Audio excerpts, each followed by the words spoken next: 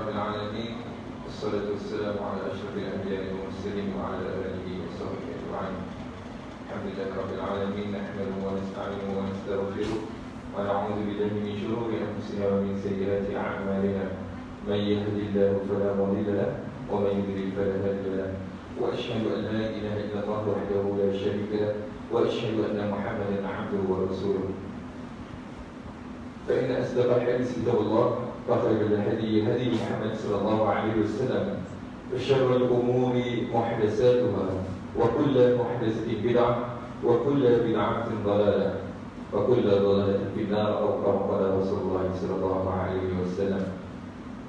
رب اشرح لي صدري ويسر لي أمري واحلل عقدة من لساني يفقهوا قولي. أما بعد، muslimin muslimat yang dirahmati Allah, pertama-tama sekali saya ingin mengucapkan terima kasih kepada pihak Masjid Jelutong kerana telah menjemput saya untuk kuliah tempat tajuk ni.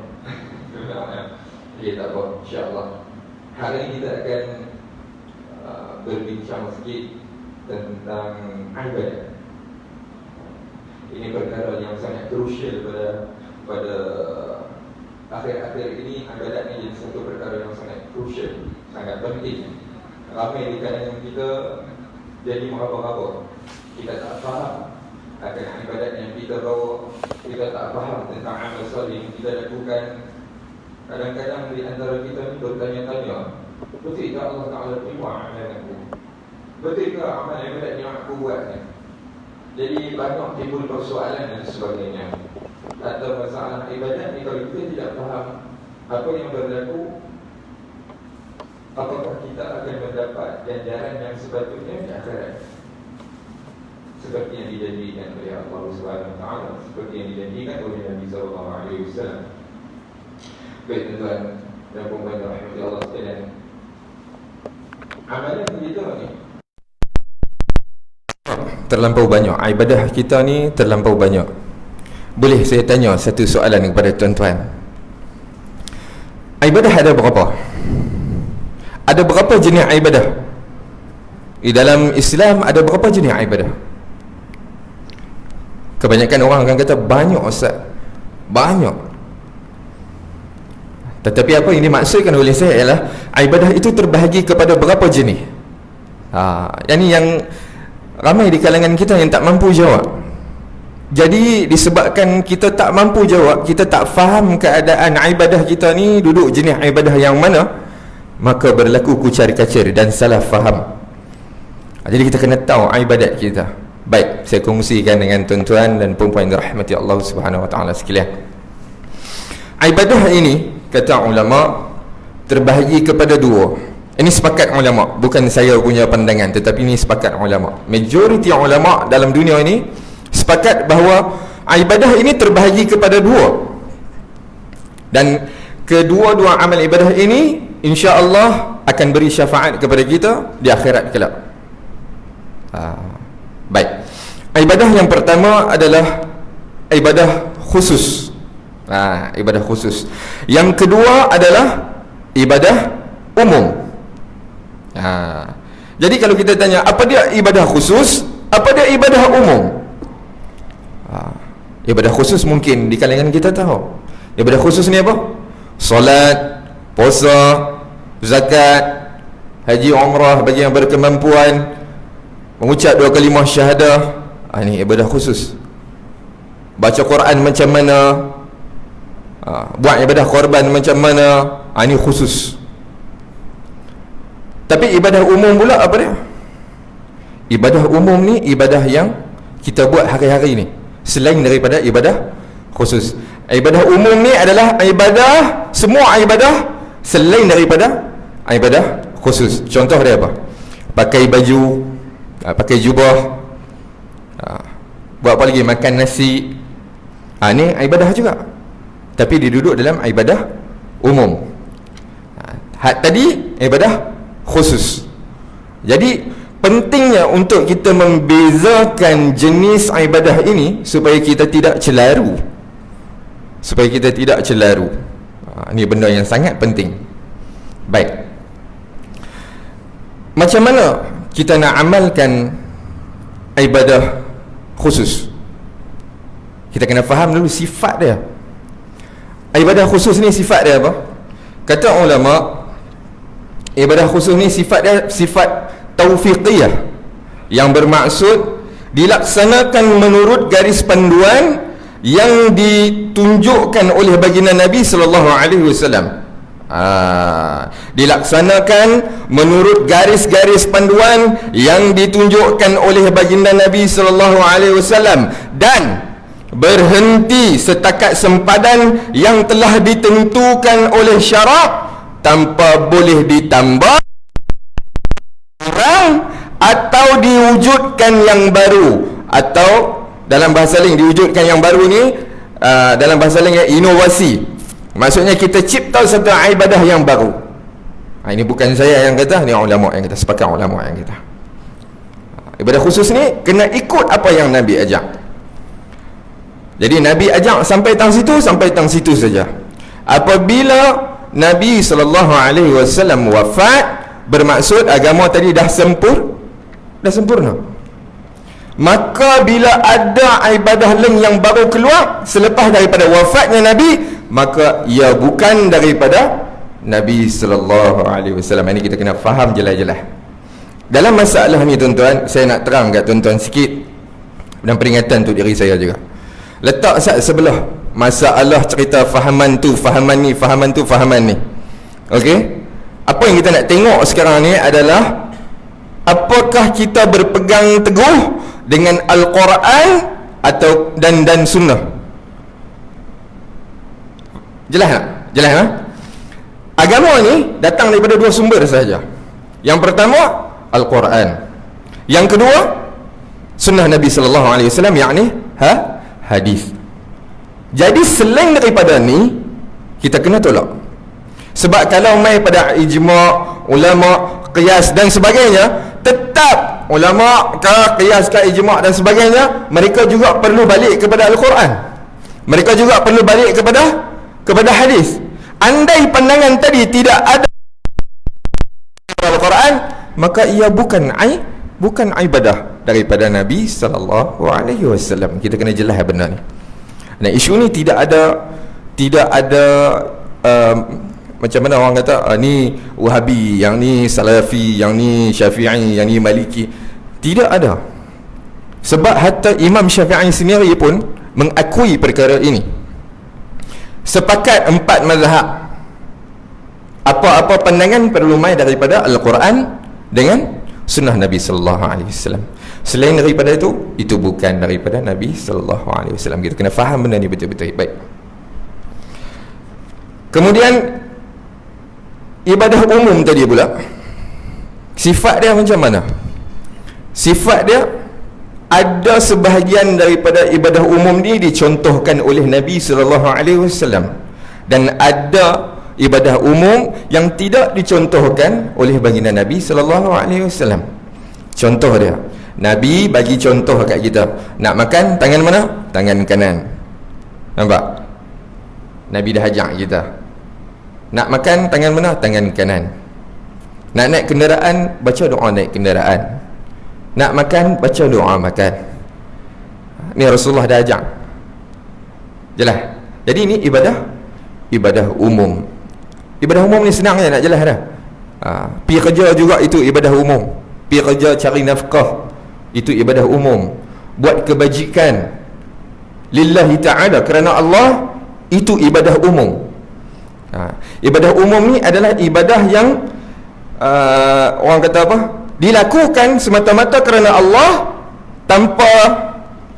tanpa Allah paksa dia. Tanpa Allah paksa dia. Contoh dia, macam tadi saya kata, satu hamba Allah ni buat kebajikan lillahi ta'ala. Buat kebajikan, dia tolong orang secara paksaan ke? Tak. Dipaksa ke suruh tolong orang? Tak. Kita tak dipaksa, tapi kita dianjurkan. Dia berbeza. Dianjurkan dengan dipaksa tak sama lah. Atas kerelaan hati dia, itu ibadah umum. Yang mana pahala ibadah umum ni besar sangat-sangat. Kalau kita buat yang amal kebajikan ni, amal soleh, ini besar pahala dia juga. Sebab Allah Maha Adil. Kita kena tahu Allah Subhanahu Wa Taala itu Maha Adil. Baik. senang kata, dalam kata yang lain, ibadah khusus ni macam mana nak amal ibadah khusus, macam mana nak amal ibadah umum. Baik, ibadah khusus ni mudah saja nak amal dia. Selagi mana tidak ada perintah kepada kamu untuk lakukan sesuatu perkara, sesuatu amal ibadah itu, maka jangan kita pandai-pandai buat. Ini jelas. Yang ini jelas. Selagi mana tidak ada perintah, kamu pandai-pandai buat. Selagi mana tidak ada larangan kepada kamu, buat. Selagi mana tidak ada larangan kepada kamu, kamu buat. Baik, kita tengok. Ada tak perintah dalam ibadah khusus? Kita tengok, ada tak ada? Ada tak perintah untuk solat? Ada dalam Al-Quran. Ada tak perintah untuk berpuasa? Ada. Ada tak perintah untuk jadi orang yang beriman dan beramal soleh? Ada. Ada tak perintah untuk mengerjakan haji? Ada. Ini perkara ni ada. Tapi kalau kita tanya satu soalan ni, ada tak perintah untuk kita hantar orang baca Al-Quran atas kubur 40 hari 40 malam? Ada tak? Tidak ada.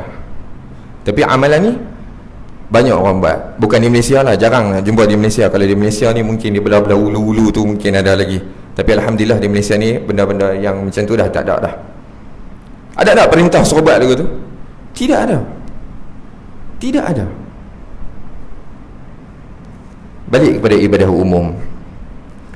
Selagi mana tidak ada larangan kepada kamu, maka kamu buat dah. Ada tak larangan kepada ibadah umum? Ada tak ada? Ada. Dalam Al-Quran, kalau kita nak berniaga, perniagaan itu sunnah Nabi SAW. Perniagaan itu juga adalah ibadah. Kita cari nafkah melalui perniagaan. Betul ya? Dalam Al-Quran dia kata, tak boleh ada riba, tak boleh ada perjudian, tak boleh ada penipuan, kezaliman selain daripada Tuhan buatlah. Jadi kalau perniagaan tu tak ada riba, bagus tak? Bagus. Kita ikut anjuran Islam tu. Dapat pahala tak kita buat? Dapat pahala. Nampak? Ada larangan kalau kata kita berniaga ada riba, ada sebagainya, maka wajib untuk kita tinggalkan perniagaan tersebut. Kalau ada unsur judi, tinggalkan. Ada tak perintah untuk kita tentang pakai baju seluar? Ada tak? Ada. Nak pakai apa pun pakai, tapi tutup aurat.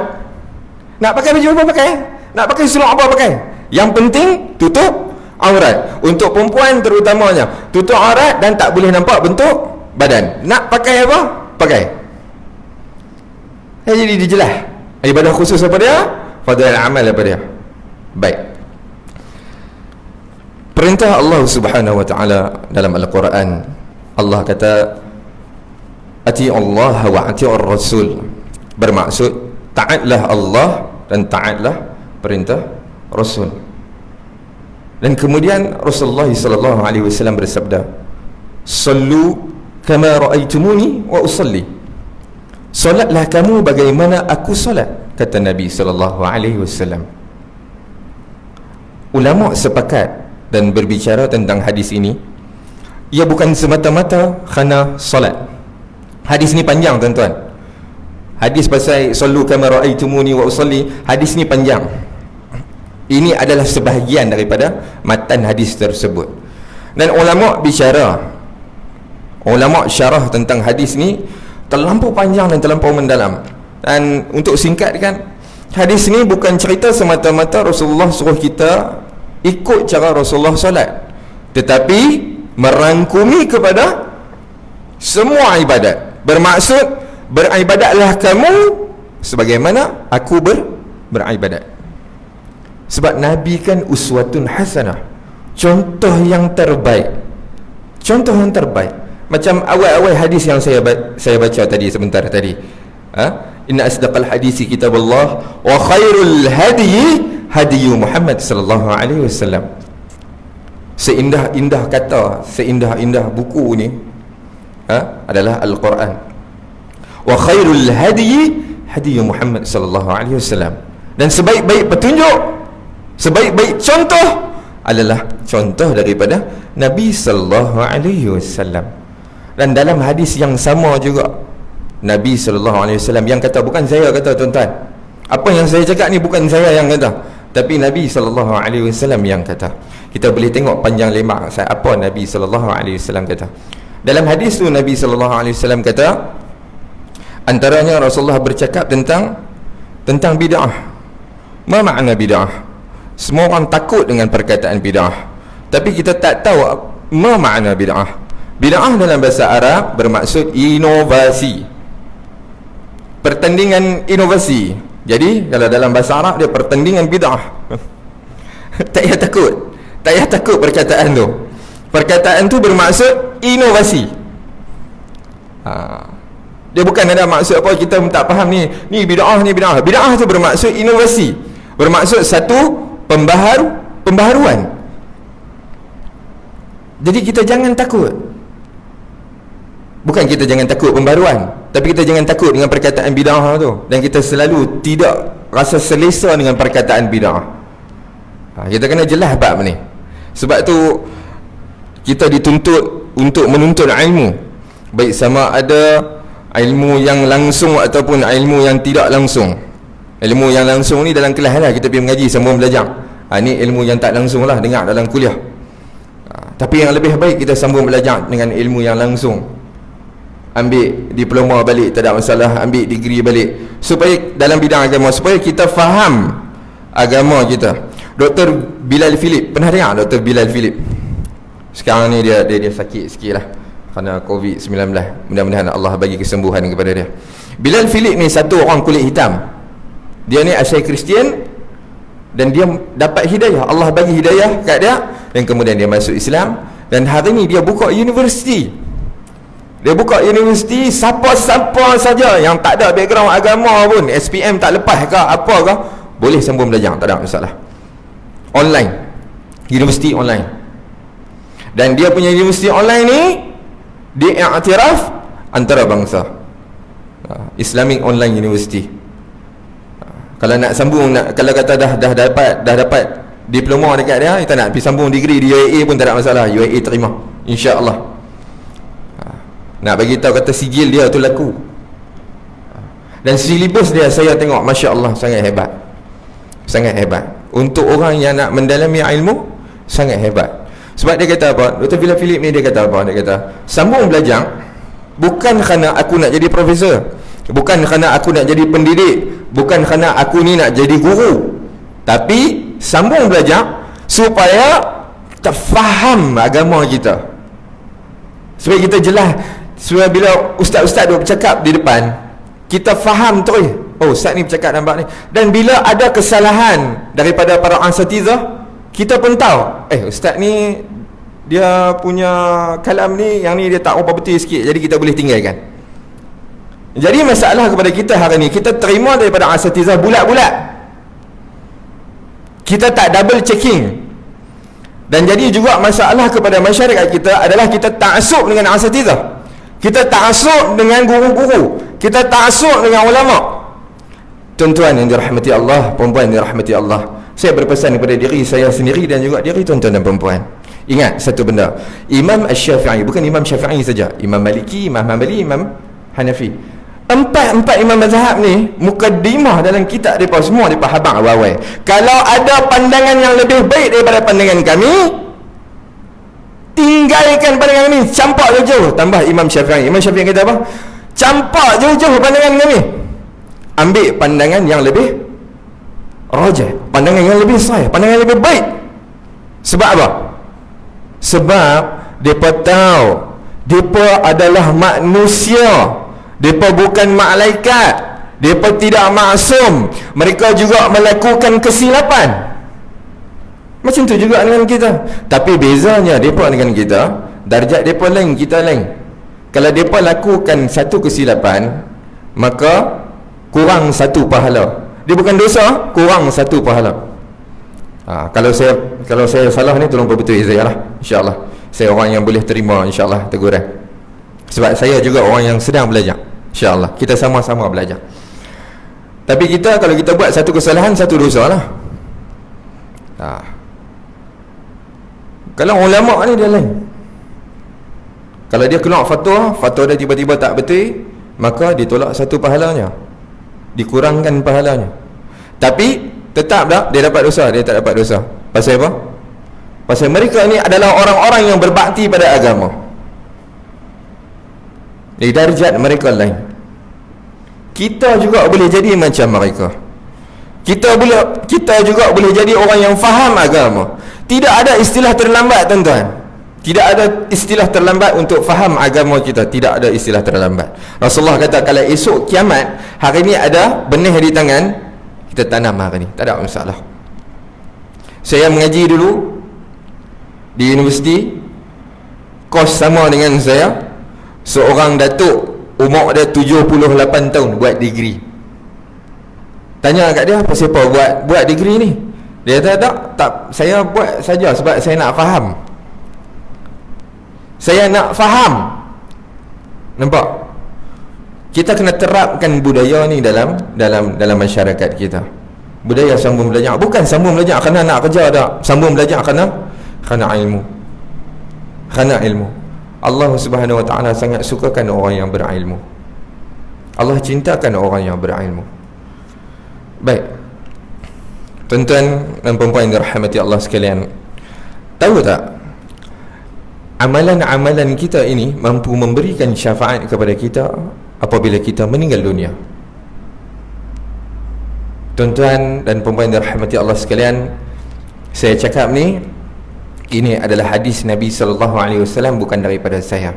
Tapi satu soalan untuk tuan-tuan dan puan-puan, kita masuk ke dalam syurga Allah adakah dengan amal soleh kita? Kita masuk ke dalam syurga Allah adakah dengan amal soleh kita? Kita masuk dengan amal soleh atau kita masuk dengan benda yang lain? Semua orang, majoriti kita selalu berfikir kita masuk ke dalam syurga dengan amal soleh kita, dengan amal ibadat kita.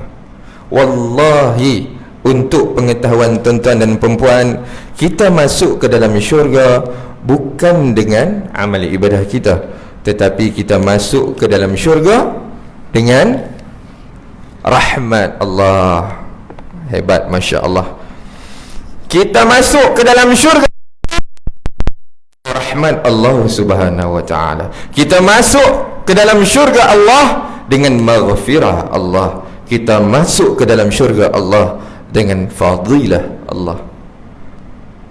Ketiga-tiga benda ni, dan ketiga-tiga benda ni adalah keredaan Allah Subhanahu Wa Taala kepada hamba-Nya untuk dimasukkan dia ke dalam syurga-Nya.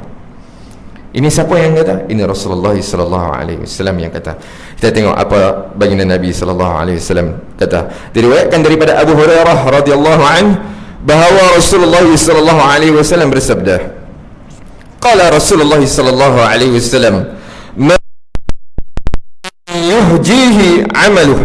Sadaqa Rasulullah sallallahu alaihi wasallam. Hadis ni tak habis sampai kat situ. Yang bermaksud, tidak seorang pun di antara kalian akan diselamatkan oleh amalnya. Kemudian apabila sahabat dengar, maka sahabat tanya kat Rasulullah, tidak. Maka Rasulullah sallallahu alaihi wasallam bersabda sekali lagi, wala ana, aku pun tidak akan masuk ke dalam syurga dengan amalku, kata Rasulullah sallallahu alaihi wasallam. Habis tu sahabat tanya, habis kita masuk syurga dengan apa? Maka Rasulullah sallallahu alaihi wasallam kata apa? Kecuali Allah melimpahkan rahmatnya. Nampak? Kecuali Allah melimpahkan rahmatnya kepada aku, namun demikian luruskanlah amalan kamu. Hadis ni hadis riwayat Bukhari, Muslim, Ibnu Majah, Ahmad, Al-Baihaqi dengan As-Sayalisi.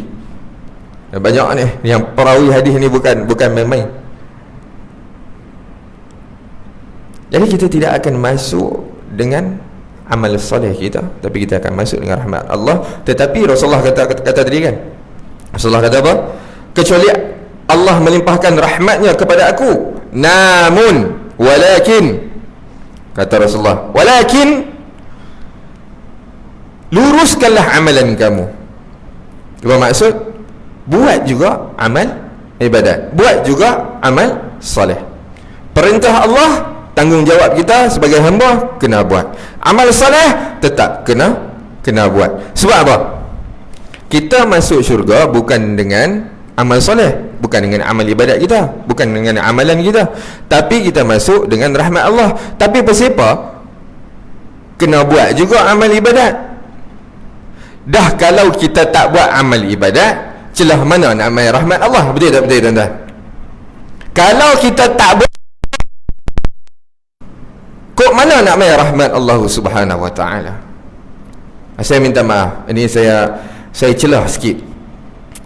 Ni saya pelik ada di kalangan kita yang bila dia sampai satu tahap, dia belajar, dia sampai satu tahap, dia panggil insan kamil, habis dah, dia tak payah solat, dia tak payah apa semua.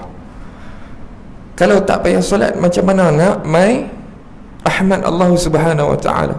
Ini adalah satu golongan yang menunjukkan golongan yang tidak faham amal, tidak faham ibadat. Mereka belajar tentang ilmu mengenal Allah, tapi mereka tak tahu dia punya tanggungjawab. Macam mana tuan-tuan? Dan yang saya lagi pelik, boleh ada orang yang ikut dia, tapi saya tak pelik yang tu sangat. Sebab apa? Memang sifat manusia macam tu. Dia tahu dia salah, dia tahu dia banyak dosa, dan dia nak balik pada Allah Subhanahu wa taala. Tetapi dia mencari-cari jalan, banyak jalan yang dia cari dan dia tak jumpa. Maka bila dia jumpa satu jalan, dia tengok jalan ni macam leceh, aku nak kena solat, aku nak kena puasa, aku nak kena berkeluar zakat, aku nak kena buat amal kebajikan, aku nak kena buat tu, aku nak kena buat ni. Dia jumpa pula lagi satu jalan, aku nak kena zikir 1000 kali, aku nak kena zikir 100,000 kali, aku nak kena hadir majlis ni, aku nak kena cium tangan ustaz ni, aku nak kena macam-macam. Maka dia pergi juga satu jalan, hak yang ni tak cantik. Inilah yang Pak Haji cari-cari. Nampak? Nak cari Allah, tapi kita nak cari jalan yang mudah. Wallahi, dunia ni, kata satu sahabat, dia telah meninggal dunia dan dia ditanam di makam para sahabat, anak Melayu kita, anak orang Islam kita, anak Malaysia kita. Dia kata apa? Dunia ni tempat apa? Dunia ni tempat berpenat, akhirat ni tempat berehat. Agama lagu tu, Islam macam tu. Tuan-tuan, bolehkah kita nak letak harga kepada syurga Allah Subhanahu wa taala? Bolehkah? Kita tak mampu. Syurga itu adalah satu kurniaan Allah Subhanahu wa taala yang tidak yang setara dengan dia. Tidak ada. Kita kena faham benda tu. Kita nak kecapi syurga, jadi adakah jalan dia mudah? Jalan dia tak mudah. Jalan dia tak mudah. Tetapi ia akan jadi mudah bila kita ada iman, bila kita belajar tauhid, mentauhidkan Allah Subhanahu wa taala, bila kita ikut perintah Nabi sallallahu alaihi wasallam, dan bila kita buat benda-benda ni semua daripada kita kecil. Tuan-tuan, saya bagi contoh. Tuan-tuan tahu orang Ming Tomoy? Tahu orang Ming Tomoy kan? Muay Thai. Depa kecil-kecil ke depa sepak tiang lah. Depa sepak tiang lah. Bukan sepak tiang batu, tiang besi. Tongges pun dia boleh, dia tenang tongges. Kita tenang tongges, kaki kita pecah, kaki kita patah. Depa tenang tongges, tongges tu melayang. Jangan nak habaq, kuat tak kuat kaki depa ni.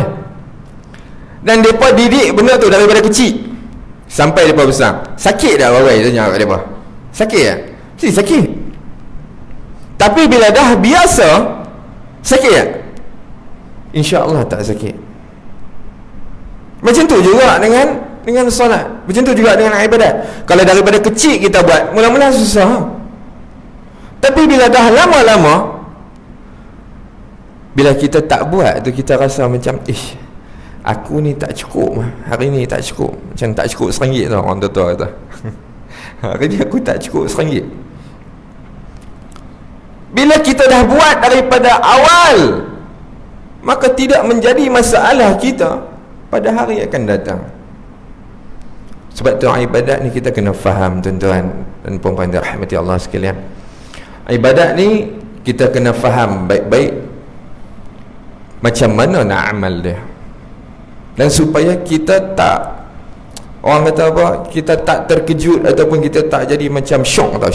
Dia bukan syok ni, bukan syok tak, tapi syok yang terkejut.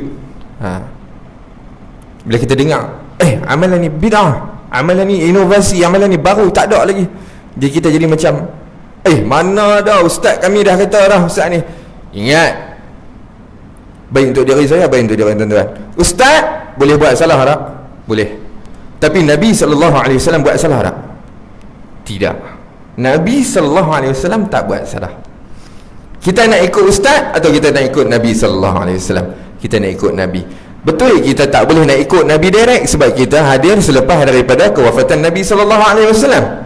Ulama warisatul anbiya. Tetapi kalau ulama tak ikut anbiya, tak ikut Nabi SAW, kita boleh tinggalkan. Ini hak. Selalu orang cerita hak mengundi ya. Hari ni kena faham, ini adalah hak kepada masyarakat. Kalau dia rasa pandangan tadi tidak sunnah, pandangan tadi tidak mengikut hukum syarak, maka dia ada hak untuk tinggalkan pandangan tu.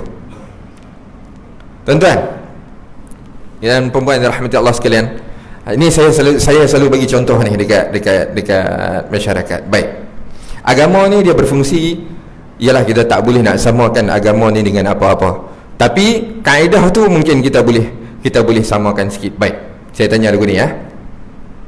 Kita ada di depan saya, contoh di belah kiri saya ada satu ulama hadis, di sebelah sini ada satu ulama tajwid. Baik, tuan-tuan nak bertanya tentang hadis, maka tuan-tuan akan cari ulama tajwid ke tuan-tuan akan cari ulama hadis? Kita nak tanya pasal hadis, kita tanya ulama mana? Kita tanya ulama hadis. Benar normal kan, logik kan? Kalau kita rosak motor, kita tak bawa apa motor kita pergi dekat pomen kereta, kita bawa pergi dekat pomen motor. Macam tu juga tentang hal yang kita nak tahu tentang hal ukhrawi ni, ilmu. Apabila kita ada masalah tentang isu sirah, kita tanya ulama sirah. Kita tak tahu tentang tajwid, kita cari ulama tajwid. Kita nak belajar pasal hadis, kita cari ulama hadis. Baru sumber agama tadi itu akan terjaga. Kalau kata kita tanya hadis dekat ulama tajwid, ya mungkin insya-Allah dia ada pengetahuan sedikit tentang hadis, mungkin dia boleh cerita. Tetapi kita kena ingat, kita berada di akhir zaman. Rasulullah kata dah, akhir zaman ni akan keluar banyak ulama su'. Ulama su' ni ulama apa? Ulama yang jahat. Saya tak kata ulama jahat, jangan salah faham. Cuma saya nak bagi tahu kita kena berhati-hati. Sebab ulama hari ni pun kadang-kadang saya pun sedih. Kadang-kadang bila dia tanya sesuatu tu benda, macam saya insya-Allah tuan-tuan, kalau tuan-tuan tanya saya satu benda saya tak tahu, saya bagi tahu wallahi saya tak tahu. Bukan bidang saya. Saya tak berani jawab. Sebab apa? Kalau saya jawab benda yang bukan bidang saya, antum pi amal, saya bukan buat pahala, bukan buat sedekah jariah dah tu. Dia tak jadi amal jariah dah tu. Dia jadi dosa jariah. Dia tak sama.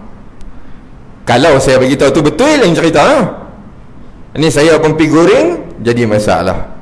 Sebab apa? Kadang-kadang bertanya tentang hukum, kena tanya pada ahli. Kalau saya tak tahu, saya abang tak tahu. Kalau nak juga jawapan pada saya, bagi saya masa, saya rujuk kepada ahli, dan insya-Allah minggu depan punya kuliah saya bagi tahu. Simple. Tapi sedihnya ada di kalangan asatizah ni, bukan saya nak buka buruk asatizah, tapi saya nak bagi antum semua faham, kami pun manusia, kami pun melakukan kesilapan. Jadi jangan taksub dengan asatizah, jangan taksub dengan ulama, jangan taksub dengan habib, jangan taksub dengan apa-apa saja yang orang-orang yang bercakap tentang apa. Jangan taksub. Nak taksub dua saja, Al-Quran, Sunnah. Taksub dengan yang ni tak apa, tak ada masalah. Tapi nak taksub dengan Al-Quran dengan Sunnah pun kena belajar, kena faham. Kalau tak, tu yang dia tafsir sendiri, guna akal kepala otak dia. Jadi pula ajaran yang lain dia keluar pula macam-macam hal lain. Kena pergi kelas belajar. Ayat yang pertama Allah Subhanahu wa taala turunkan kepada Nabi sallallahu alaihi wasallam surah Al-Alaq. Iqra alladhi khalaq. Baca Tuhanmu, kata Jibril kepada baginda Nabi sallallahu alaihi wasallam. Ulama bicara banyak dua perkataan ni. Iqra bukan bermaksud bacalah semata-mata. Kan ulama tafsir bincang, dia kata iqra tu bermaksud ikut aku baca. Ikut aku baca. Sebab tu yang Nabi sallallahu alaihi wasallam dia jawab apa? Aku tak boleh baca. Aku tak boleh baca, kata Nabi sallallahu alaihi wasallam. Bermaksud apa? Kena belajar. Hatta baginda Nabi sallallahu alaihi wasallam sendiri belajar akan agamanya sendiri. Apatah lagi kita umat Nabi Muhammad sallallahu alaihi wasallam. Kalau kata kita cinta Nabi, kita sayang Nabi sallallahu alaihi wasallam, kita ikut sunnah Nabi, itu menunjukkan kita cinta akan Nabi sallallahu alaihi wasallam. Kalau kita sayang Allah Subhanahu wa taala sebagai pencipta kita, maka kita taat akan perintah Allah Subhanahu wa taala. Insya-Allah kita bagi laluan untuk azan Isyak sebentar.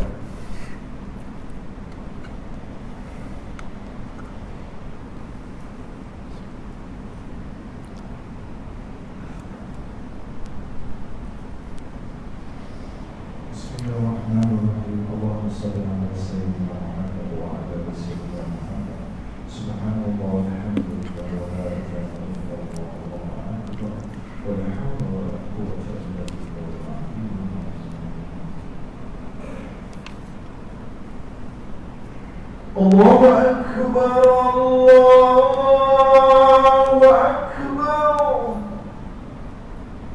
Allahu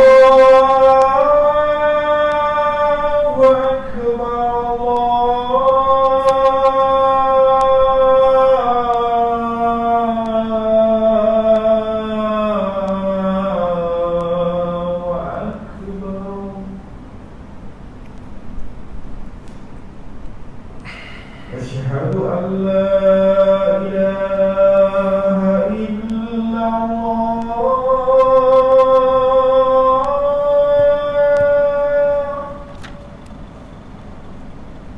أشهد أن لا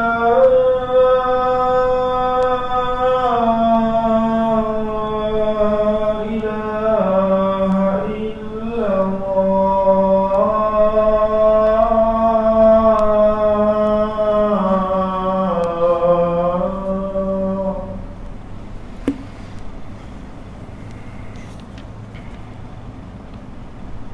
أشهد أن محمدا رسول الله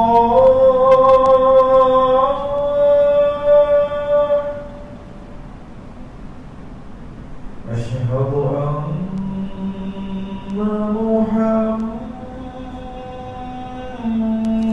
محمدا رسول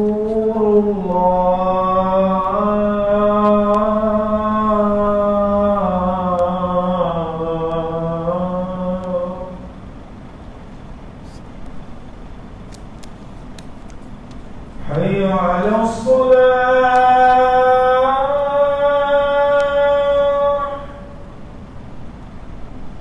حي على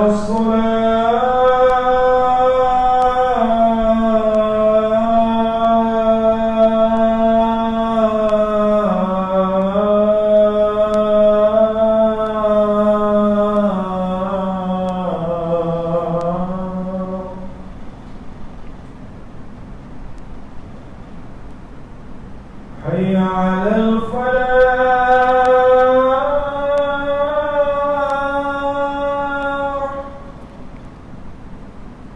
حي على الفلاح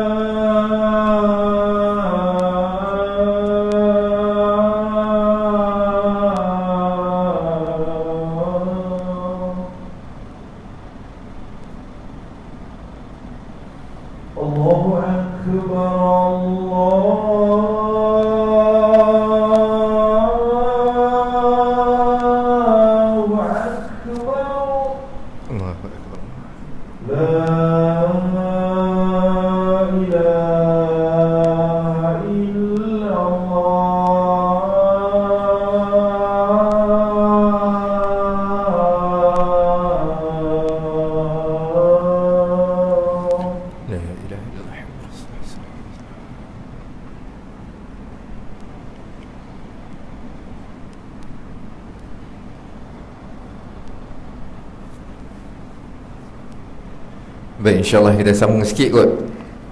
Boleh dah? Boleh dah? InsyaAllah. Sebab tu kita perlukan kefahaman dalam agama kita, supaya kita faham terutamanya amal ibadat kita, dan menjadikan kita sekaligus orang yang tidak meragukan. Kita orang yang tidak ada ragu-ragu. Orang yang tak ada ragu-ragu ni maksudnya macam mana? Kita tak ada was-was. Ibadat kita ni Allah terima tak terima, Allah terima tak terima, Allah tak terima. Kalau kita dah faham ibadat kita, automatik kita tak ada perasaan tu, dan kita akan letak itu urusan Allah. Itu urusan Allah. Dan kalau ada orang mai kita kata ni hang buat macam ni Allah tak terima, itu urusan Allah. Allah terima tak terima, itu urusan Allah. Jelas. Dan agama itu adalah apabila kita tidak tahu sesuatu perkara dan kita bertanya. Kita tak tahu, kita tanya soalan supaya kita dapat jawapan. Jangan segan bertanya. Jangan ada sifat malu untuk bertanya. Kita tak tahu satu-satu perkara, kita tanya, Ustaz, saya tak tahu dalam bab ni sekian. Bolehkah Ustaz tolong jelaskan kat saya? Dan kalau boleh saya nak dalil. Ni satu lagi hak masyarakat. Masyarakat berhak untuk minta daripada asatizah dalil. Ini ada di kalangan asatizah, bila kita tanya dekat dia, Ustaz tolong bagi dalil ni. Tak payah cerita, bukan hampa tahu pun. Cerita pun bukan hampa tahu. Tak boleh cakap begitu.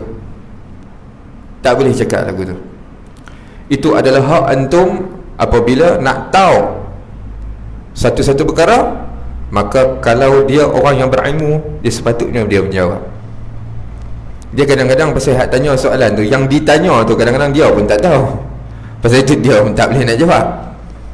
Sebab tu saya kata, nak tanya satu-satu benda, tanya pada ahli. InsyaAllah ahli dia boleh jawab tanpa ragu-ragu, tanpa was-was.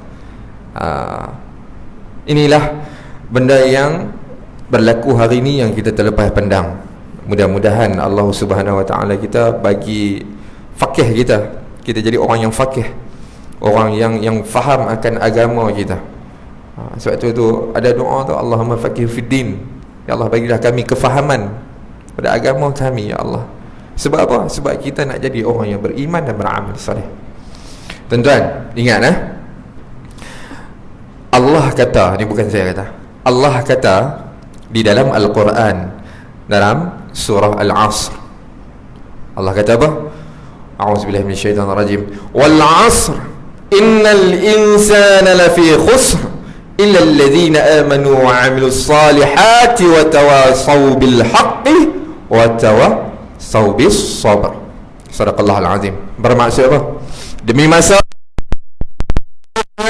manusia kerugian kecuali orang-orang yang beriman dan amal saleh, dan yang berpesan-pesan dengan kebenaran dan pesan dengan kesabaran. Berapa kali dan dah? Beriman dan beramal saleh, dan berpesan-pesan dengan kebenaran dan kesabaran.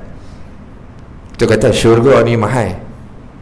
Orang yang untung ni adalah orang yang beriman, kemudian dia beramal saleh, yang berpesan-pesan dengan kebenaran.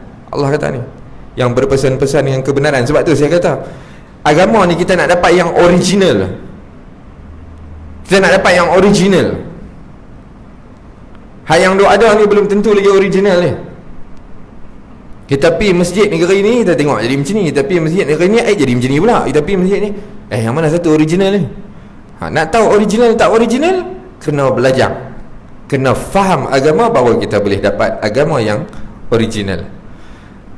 Masalah hari ni bila kita bawa yang original, dia kata hak yang tu palsu. Dia jadi terbalik tau. Dia jadi terbalik. Tapi itu memang dah Nabi SAW dah kata dah, Islam tu datang dalam keadaan terasing dan akan kembali dalam keadaan terasing. Maka beruntunglah orang-orang yang berada di dalam kebersingan.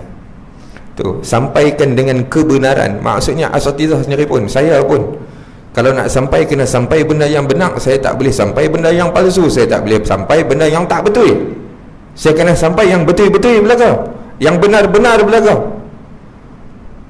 Kemudian saya kena berpesan dalam keadaan yang bersabar. Saya tak boleh marah-marah. Macam tu juga kita semua yang lain pun. Kita dah bercakap benar, tapi kan kita nak kena ada sabar. Sebab kebenaran selalunya pahit. Kebenaran tu selalunya pahit. Hari ni kebenaran tu selalunya pahit. Dia tak macam dulu dah. Hatta macam daripada dulu pun Rasulullah bawa kebenaran, Quraisy tak boleh terima. Pahit untuk mereka.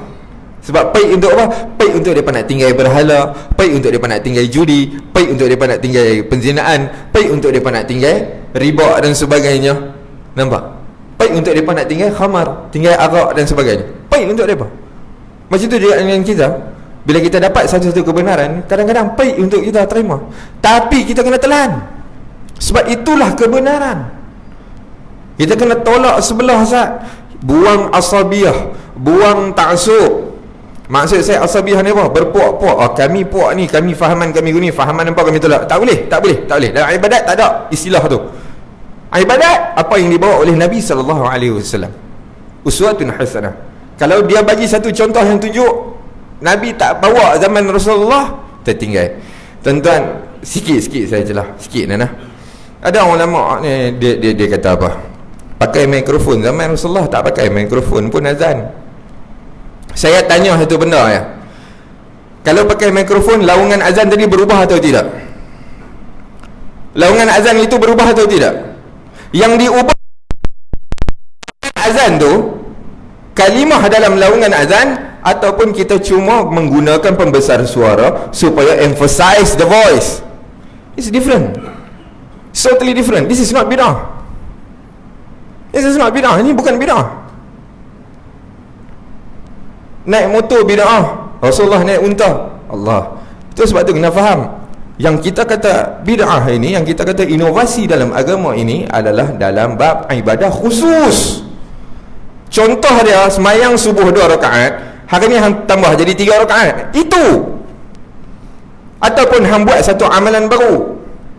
Ni kita tak buat apa ni. Ingat, jom kita ambil Al-Quran satu surah, kita duduk tiap hari-hari ni kita baca. Kita mengkhususkan. Wahai Rasulullah tak khusus, tapi kita mengkhususkan. Ini tak boleh. Tapi kalau hari ni sajalah kita buka Quran, jom kita baca, tak ada masalah, insya-Allah. Kita pilih satu surah hari ni, kita baca surah tu. Tapi kita tidak menetapkan hari ni, waktu ni kita kena baca surah ni. Itu kita tak boleh. Yang ni apa yang Nabi SAW yang ajak, bukan saya yang ajak, tuan-tuan. Siapalah saya untuk ajak? Sedang agama ini milik Allah Subhanahu Wa Taala. Saya juga menjadikan Al-Quran itu rujukan.